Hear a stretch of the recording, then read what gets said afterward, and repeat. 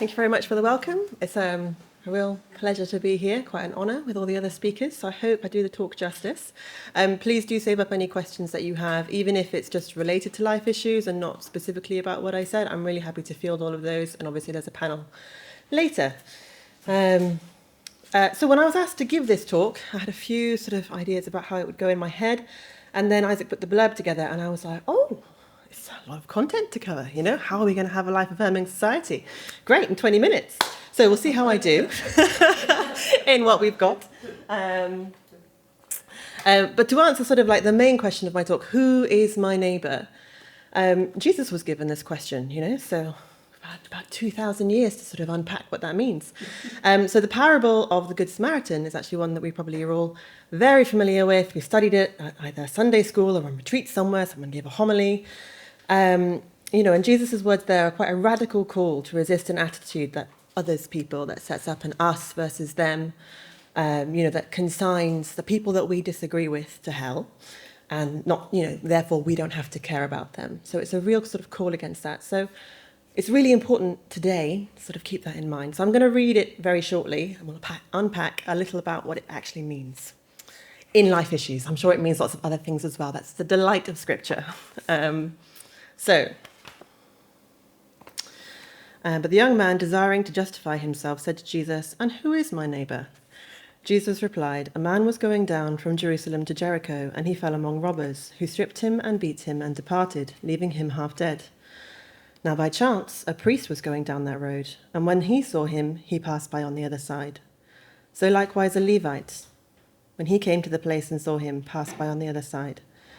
But a Samaritan, as he journeyed, came to where he was, and when he saw him, he had compassion, and went to him, and bound up his wounds, pouring on oil and wine. Then he set him on his own beast, and brought him to an inn, and took care of him. And the next day he took out 2 denarii, and gave them to the innkeeper, saying, 'Take care of him, and whatever more you spend, I will repay you when I come back.' Which of these 3 do you think proved neighbour to the man who fell among the robbers?" He said, "The one who showed mercy on him." And Jesus said to him, "Go and do likewise." So this parable is fairly crystal clear on the fact that our neighbour is anyone who needs our help, and that our attitude of love towards our neighbour is an active thing, something that requires more from us than just our thoughts and feelings, which we see a lot of on social media these days. The parable also can tell us that, you know, fear, sometimes even fear with a righteous root, causes us not to help our neighbour. So I'm sure the Levite and the priest were perhaps afraid of being defiled by touching a dead body, and because of the ablutions needed afterwards.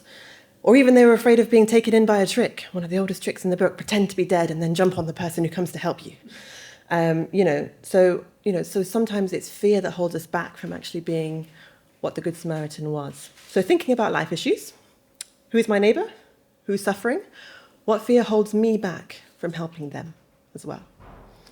And just as a warning, in a Catholic context, when talking about life issues, it's really easy to identify our neighbour solely as the victims of injustice, and the victims in these life situations. And it's imperative that we don't forget people who are sort of on the other side, as it were. They're also our neighbour. And this knowledge informs how we interact with them. And then this knowledge also helps us consider our culture at large. We're all products of our culture. We like to think because we're Catholic, we're not, but we all grew up in this culture. And so there is a way in which we are formed by it differently to the previous cultures that came before us. So the individual fight of our times is largely against the culture that we inhabit, or the culture that we inherit, then that we inhabit, and hopefully then we go on to influence. Lots of people can point to excellent things about our culture, lots of reasons to be proud of how far we've come since the Dark Ages, so-called. This adheres to a general view that we have that progress is kind of inevitable, and society just keeps progressing towards better things. There is some Christian merit to the idea. We can see a progression of revelation through the Old Testament to the New. God prepares his people for his coming, and after the founding of the church, we can trace development of various doctrines through church teaching. And, you know, in a purely secular sense on paper, we live wildly better lives materialistically than our forebears. But I think, you know, we all know that our culture is not really that well at its core. So Firstly, we need to be wary of the idea that progress always progresses towards something objectively good. Sometimes the only way to move forward is to go backwards sometimes. If you've taken the wrong turn, you have to go back to the crossroads and take the next turn to try it out, okay? So questions to ask ourselves about progress. Progress towards what and for whom, okay? So in terms of civilization, one of the quotes that I really like about how we measure civilization and how well it does, I think we've seen various iterations of it. I think Pope John Paul II quoted it at one point, but I found the original. It's by a woman called Pearl Buck, who was sort of a missionary in the United States and a feminist. And she said that the test of a civilization is the way that it cares for its most helpless members. So what does our society today say about the helpless? No one wants to be helpless, especially in modern times. Helplessness is the ultimate weakness. The cultural message is to have autonomy, to be your own person, to not need anyone else. But though it seems folly to our culture, it's God's wisdom that we should take care of the helpless and not fear becoming helpless ourselves. We all start life helpless. Jesus was helpless, coming into the world as an embryo, a fetus, a newborn. And how does our culture help these helpless people or care for them? For people they are, embryo, fetus, newborn. Every human being is a person. Anyone who says otherwise is there's a bit of a suspect historical record with that idea, that the person can be separated from human. So in terms of the first life issue, what I'll be mentioning is abortion. Abortion is intrinsically wrong. I think everyone knows that to some extent. You can talk to most people, and most people will have this sort of sense internally that it's wrong. They'll have some kind of unease, even if they think maybe it should be allowed by the law. If you've ever seen an abortion, or if you've seen the aftermath of one, you'll know that it protests itself, seeing that kind of image. There's something in seeing those images or seeing that just, cries out at injustice. But in our current culture, abortion actually starts to make sense, which is strange for me because I've been pregnant twice and I'm pregnant again. And so I know about pregnancy, I know all about the beautiful development of the unborn child, but through experiencing that, I also know why abortion makes sense in our culture.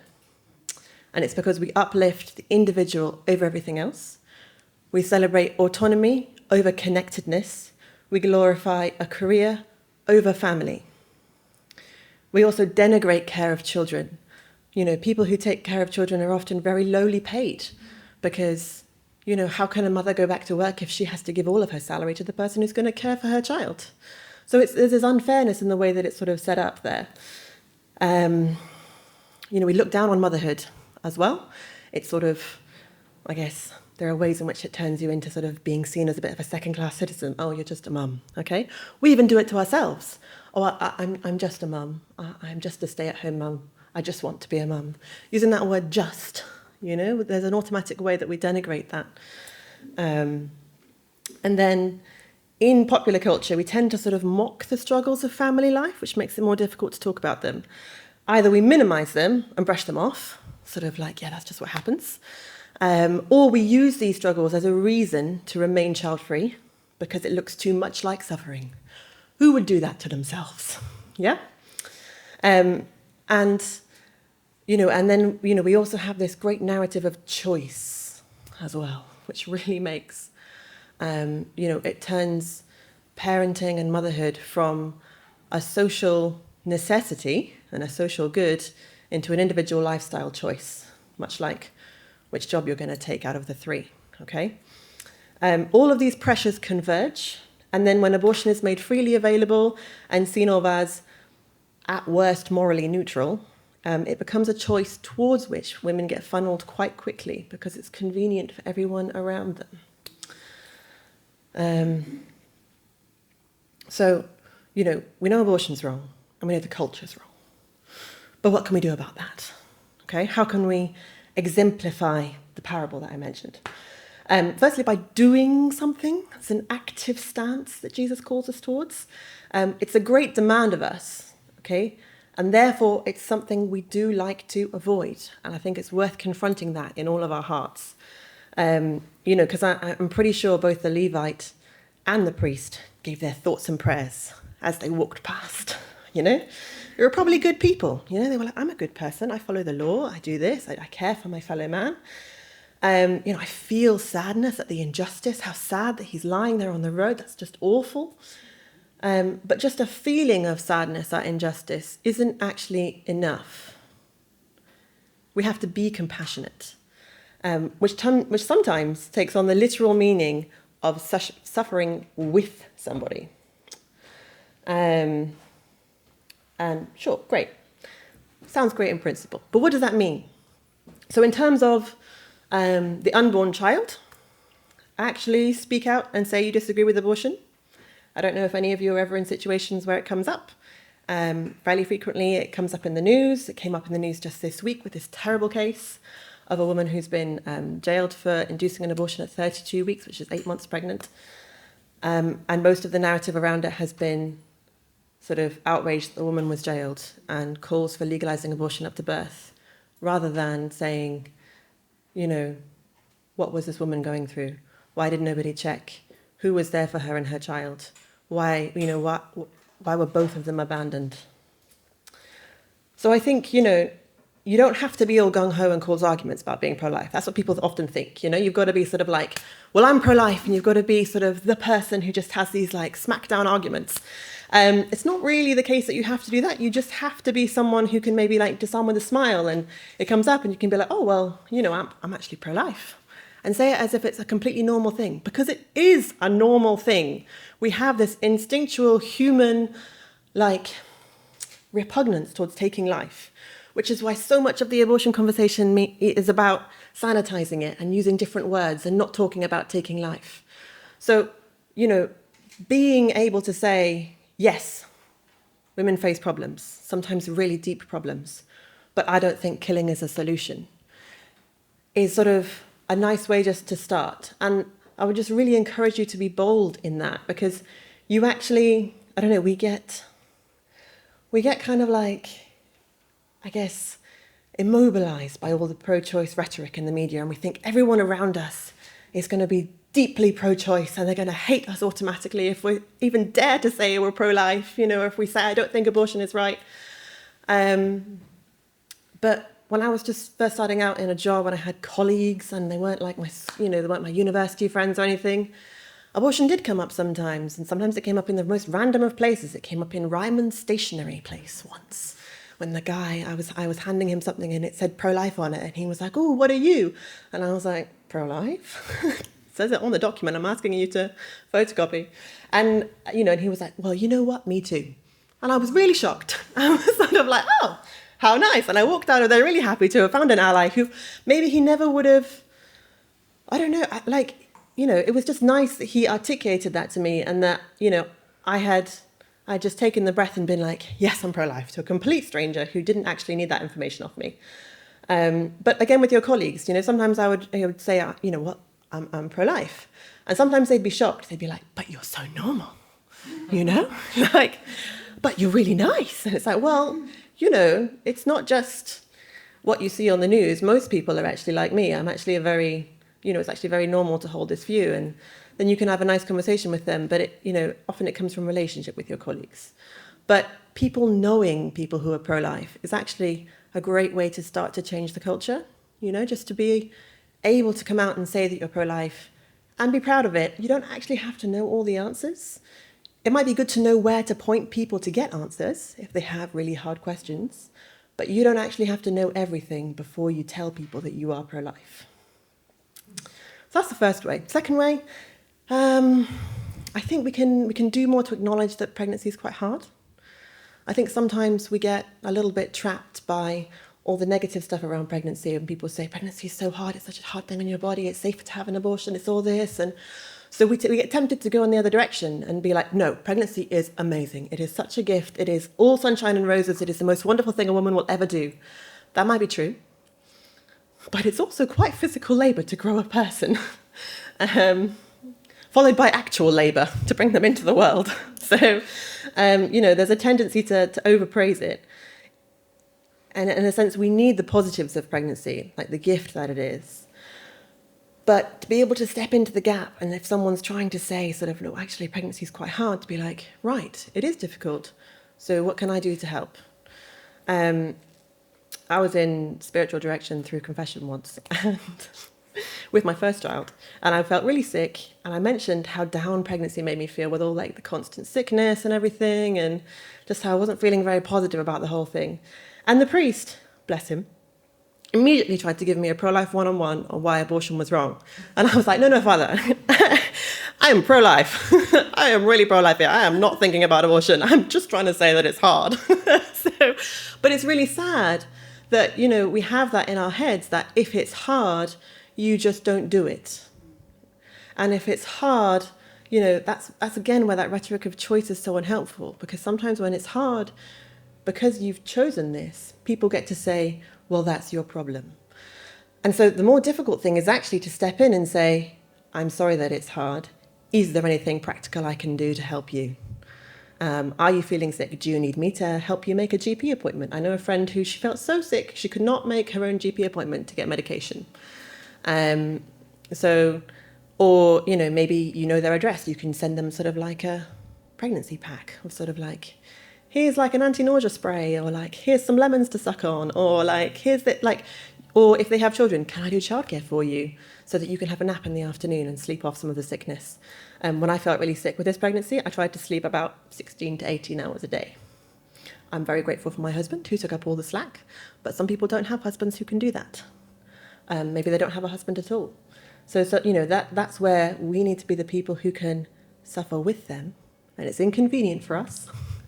It genuinely is quite inconvenient to be like, right, my Saturday afternoon, I'm going to go and watch your children while you have a sleep, and I'm not going to disturb you. So doing something practical like that to step in, or be able to point them to resources that might help them as well, encourage them in it. Do you do paid work? So in your workplace, what are maternity and paternity policies like? I have a friend who had a C-section with her first child. She realised she should have taken sick leave after birth because her company had better sick pay after a major operation than maternity pay.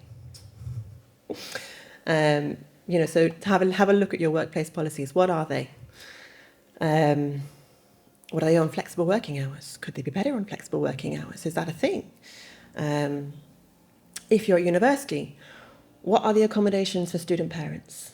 Pregnant students, are there any funds? Can you put forward a motion at your student union? Can you encourage someone to put forward a motion to help improve the experience of pregnant and parenting students? Because I think it's very true that children aren't really welcome in university spaces. They're not. It's just you wouldn't imagine seeing a child on a university campus ever. But the actual numbers of abortion, a large majority of them actually happen on university-aged women. So there's something very wrong when university is so unwelcoming towards life. Many of my friends at university told me they would have to get an abortion if they got pregnant. Not that they wanted to or thought that it was a good thing, but that they would have to have an abortion, which didn't sound like choice to me, but it was because it seemed like there was no other option. If you're young and unattached, do you have spare time in the evening or in the day? Do you spot a young family that might need a break every now and again? Because again, taking care of women and children and their families is not just while she's pregnant, but also afterwards. Can you organise something in your parish? Are you like a parish organiser type person? Can you be like getting volunteers in your parish to like have a day a month where the parents can have some afternoons to themselves? If you have teenagers, would they be willing to babysit for people? I mean, don't just hire them out without asking them, but maybe put it forward as an idea. Do you have a spare room in your house? Can you host a pregnant mother for a while? That's very inconvenient for you. But I know people that have done it. It's very inconvenient. You might get taken advantage of a little bit during the time. Doesn't matter.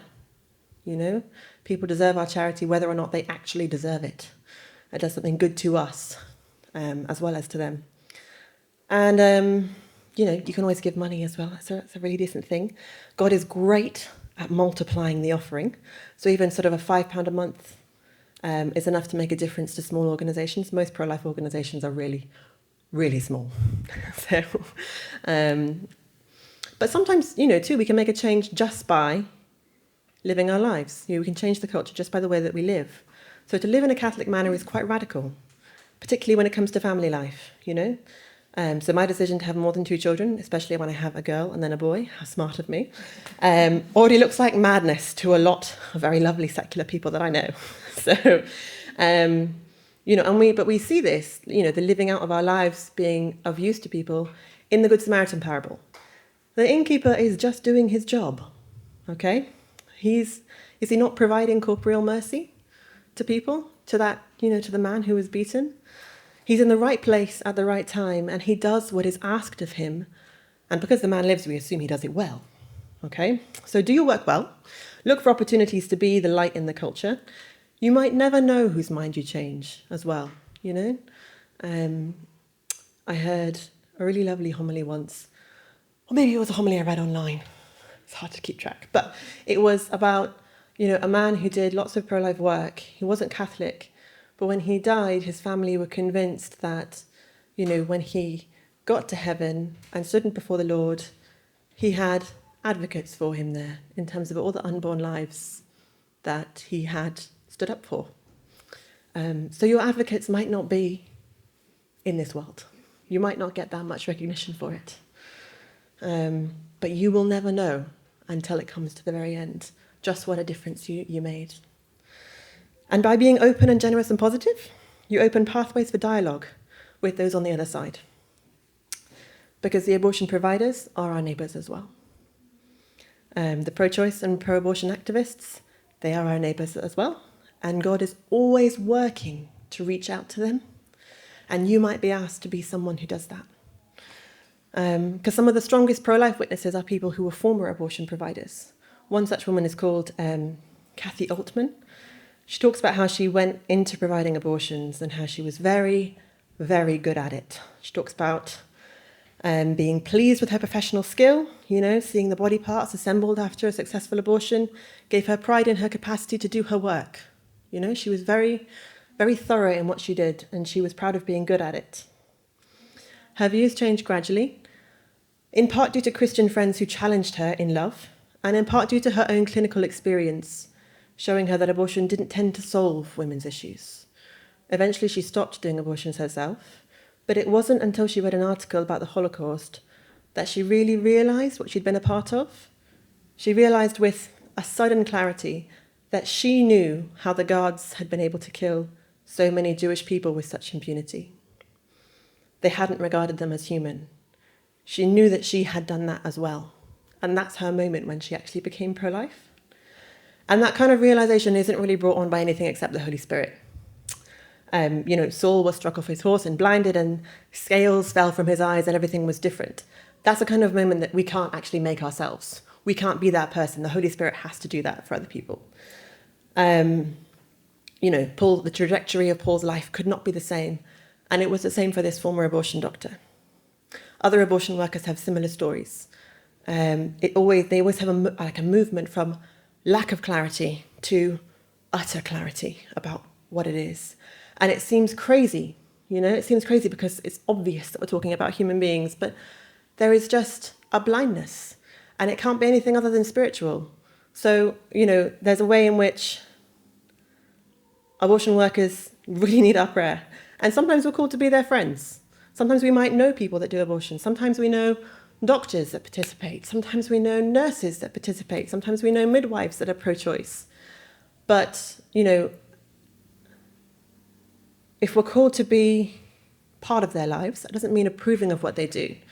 They'll know that you don't approve from things that you say in conversation, but you don't have to let it be a means of condemning them. You just have to try and make sure that there are invitations for them to consider. The same goes for pro-choice and pro-abortion advocates. I've talked to quite a lot of them. They're not really awful people, Just like we're not really awful people. We get surprised sometimes at how nice the other side is. And most people come into sort of abortion advocacy through either personal experience or because someone they love had a personal experience. So, they just want to help women. And that's a really good thing, to want to help women. So we can agree there, and we can start that as our focal point. How do we actually help women? We can have all the discussions, but we can be very practical and be like, right, so if you're about choice and women don't want to choose abortion, what options are there? Because you have got to be the person giving them that choice if you actually believe in choice. So being able to challenge your friends on that. You know, I think it's really funny to me because I get lots of times when I talk to pro-choice people, they get really startled by how much I care about women. You know, and that we care about the same issues. And it's sort of like, oh, you care about that as well. Oh, you don't just care about the unborn person. It's like, well, yes, obviously. Didn't realise that it was not clear. Sorry that it's not clear generally. So to try and bring that clarity forward of it's a both and thing, which I think is the real wisdom of Catholicism, is that we're always both and. We're not either or. So we're stuck in an either or at the moment in the culture of it's either women or the babies. And actually, it's both and. And that's a harder path to take, but that doesn't mean it's not worthwhile taking it. So, let's apply this to the other end of life. Okay, a little bit of time. Yes? A little bit. So, talking about assisted suicide and euthanasia, which, while not currently legal, are well on the way to becoming legal, in part due to concerted efforts to make them so, and in part due to our culture at large. So think again about our cultural narrative. Autonomy, choice, freedom, independence, empowerment, convenience, comfort. All of this doesn't really leave suffering a room to be in society, you know? And we are deeply afraid to suffer, and we're always trying to find ways to avoid suffering. This is all well and good, because suffering's not a good in of itself. However, you know, it's a lie that you can have a pain-free life, a total lie. And it's a lie that you can have a completely autonomous, independent life. None of us start life independently, being completely dependent on our mothers for the first 9 months, and then a good chunk of that time afterwards. And then in the same way, not many of us end our lives independently. You know, we lose faculties, disease creeps in, we slow down, we lose our youth. You know, but the church says that, you know, in Romans 5, 3-5, you know, we also boast in our sufferings, knowing that suffering produces endurance, and endurance produces character, and character produces hope. And hope does not disappoint us, because God's love has been poured into our hearts through the Holy Spirit that has been given to us. And, you know, so some suffering in life is inevitable. As a woman, I have keenly felt this both times I gave birth. And yet, as with so many sufferings, that suffering was transformative. There's a way in which suffering can help us to transform ourselves. So how we confront it really matters. And so, it can be easy to assume when someone suffers, looking at that Bible verse, that we look at them and tell them that they're the ones who have to deal with it. Suffer, it's good for you. Character building, all that, on your way. But going back to the Good Samaritan, our response is compassion, suffering with the person, okay? So we can, broaden our lens, see that there are many ways to have a good life. Suffering can be part of a great life. So part of that is broadening our lens, being positive about life, generally, even when suffering is there, okay? It's not that life is good until suffering, it's that life is good through suffering as well, okay? And I think we can be really proud of in the UK that we have palliative care. We're real pioneers of palliative care. And Dame Cicely Saunders said, that palliative care is about letting people know that you matter because you are you, and you matter to the end of your life. And we will do all we can, not only to help you die peacefully, but also to live until you die. So through palliative care, we don't just see people as waiting to die. They're not in like a waiting room, ready to die, and not just existing and surviving until their body gives out. We are helping them actually live. So palliative care is a community response to suffering. So we accompany them. We let them know through this that they are worthy of life still. It's good that they exist, and they are not a burden to us, which is one of the big things about euthanasia, is people think they're a burden, when really they exist and it's good. We're human beings, so it's actually our being that's good, not the doing part, okay? So we have to confront the attitude that permits euthanasia, this attitude that, humanity comes from what we can do.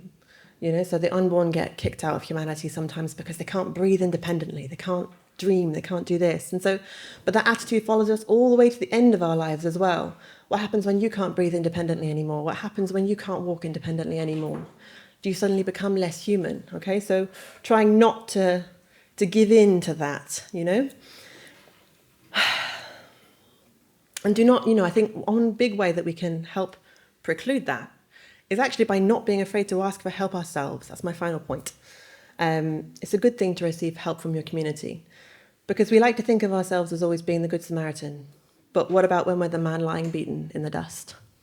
Modern culture will leave you in the road. So we need to make sure that we are influencing the culture into the positive change of being the Samaritan, so that when it's us as well, so that we are both ready to be the Samaritan and that we are ready to receive help as well.